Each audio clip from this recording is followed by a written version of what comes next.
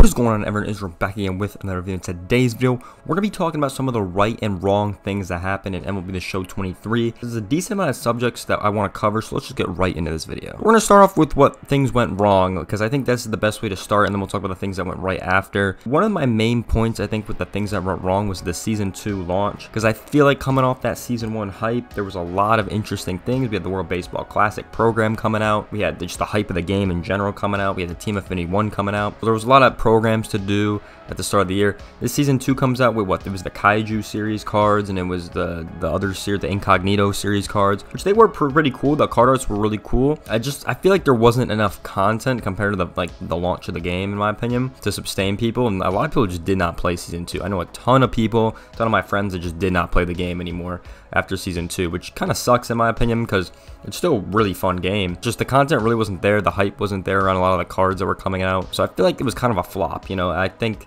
that happened a lot, because when the All-Star game, you know, programs came out with Season 3 and all that new stuff, a ton of people came back to the game. Really interesting. I feel like that Season 2 launch was kind of a letdown, and kind of the stuff they added throughout the whole content schedule, because a lot of the programs were very similar and very mundane. So I feel like Season 2 was definitely kind of a wrongdoing, in my opinion.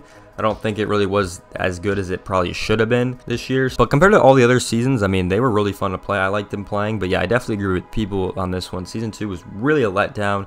Really just wasn't it. A lot of the players were they were decent cards, but they wouldn't have like hype, which we do now with, you know, all of the new seasons that are coming out. So it kind of just falls short, in my opinion. The second point of what went wrong, I think, this year is packs. Now, packs in the past have been really solid. And I'm not even saying with pulls. Like, it doesn't have nothing to do with that. I'm just saying different packs in general. I remember looking at 2016 packs, 2017 packs. So much, like, variety. So much new packs they coming in. Now we just have consistent Balling as a Habit, Diamond Duos, and normal packs. That's really it. You don't really see too many. You have the occasional choice packs. You know, we just had that Finest one that came out. You have the occasional choice packs like that with the new programs that are coming out. But there's no consistent packs that are in the show shop except for the normal ones, which kind of suck. Kind of defeats the purpose of packs in general. You know, I think you could look at other games that do it pretty solid, but I feel like the games in the past with 2016, 2017, for example, just did it really well. Even 20 did it pretty well. They had a good amount of packs in that shop throughout the whole season as well. So I kind of want them to bring back, you know, consistent packs or custom packs that we had,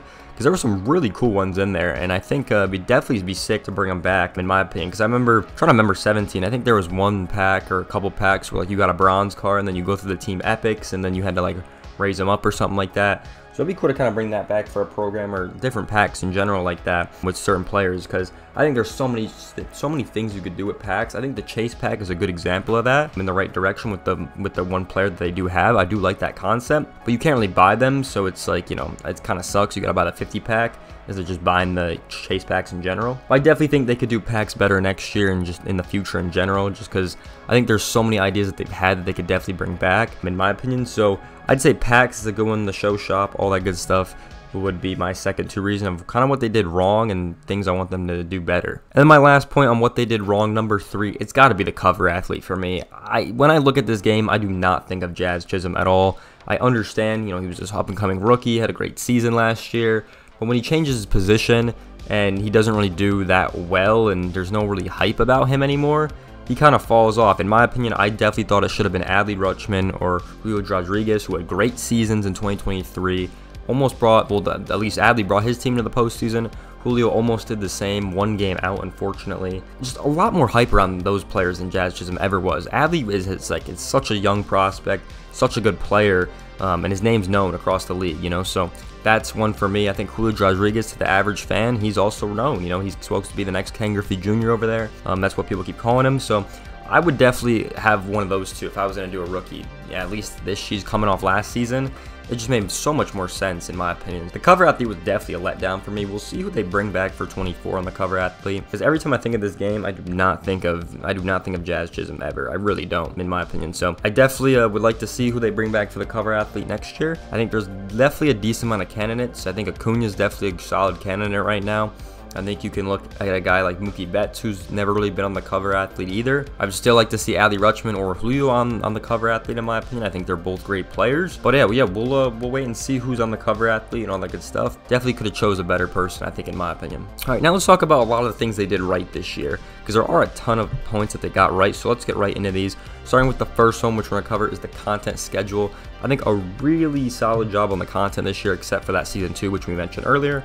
But throughout the content, I mean, they brought the World Baseball Classic program. I thought that was a great idea. People thought the game was going to release early, but it didn't. And then they brought the program in, which I thought was a genius idea. That got everyone so hyped about the game as well, just because it was such a great tournament. You know, it was really cool to see all these new players that most people have probably never seen play, and they all got cards in the game. You can all hop on in and use them, which was really sick, in my opinion. So that was definitely a bonus, I think, in the start of the season and season 1 in general. That was really sick. And then just kind of throughout the year, there was always stuff to look forward to. You know, you always had the BR program run on that Tuesday, I think. Always new updates every Friday. You know, we always had new stuff to look forward to and new stuff to do and play. So it's really sick. Obviously, towards the end of the game, it kind of gets stale. It's like one thing a week on the schedule nowadays, which kind of makes sense because, you know, there's not much left in the game to really get released. So that makes sense. But when the game was popping during all the seasons, I mean, the content schedule was insanely fire, and the content they had was pretty good. So I was a big fan of that, at least in this game. You know, I think they definitely did that right when you talk about this game in general. So for my second point, I'm going to talk about the perfect because they definitely improved it a lot from last year. There's no more really perfect foul balls anymore. I don't think I've ever gotten that in this game, at least. I could be wrong, but I don't think it's happened, in my opinion. So perfect perks definitely got improved. You still can definitely get a perfect out because it's, you know, baseball. Definitely got a major improvement in just the hitting in general.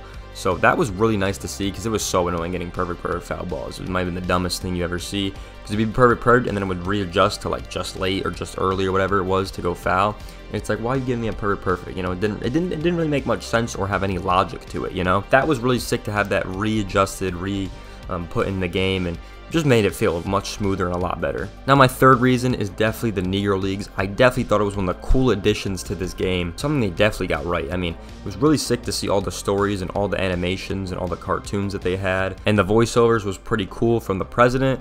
So, I mean, just a ton of things that they did right in the Negro Leagues, and they're bringing it back again. Their season 2 is coming out for 24. We'll see if they bring the same guys back and who the new ones are going to be. It was really cool to hear some of these stories that really don't get talked about, because I'm pretty sure most of these guys are in the Hall of Fame. Whenever MLB, I think they reimbursed them or they bought them or whatever to make them in the Hall of Fame or something like that. So it's cool to see these stories, because they're pretty much mostly Hall of Famers across the board. So the Negro Leagues was definitely something that they got right, and I really enjoyed it thoroughly. It was one of my favorite parts about this MLB The Show, I'm not gonna lie. And my last point for what they did right, I think, is the throwing meter. The throwing meter was I really was skeptical at first when I tried it in the tech test and everything like that. But as the game went on, I think it became a really important part of the game, because you're seeing a lot more errors than before, because before you just, you know, get the ball, hit the button, you know, you're pretty much out. But the throwing meter makes it pretty fun, because especially when you're trying to double play, and, you know, you say it's like from short or third and you can't really see him, you know, the throwing meter, you kind of just have to guess sometimes, which is pretty cool. I like that aspect of the game, that like it's definitely harder to field.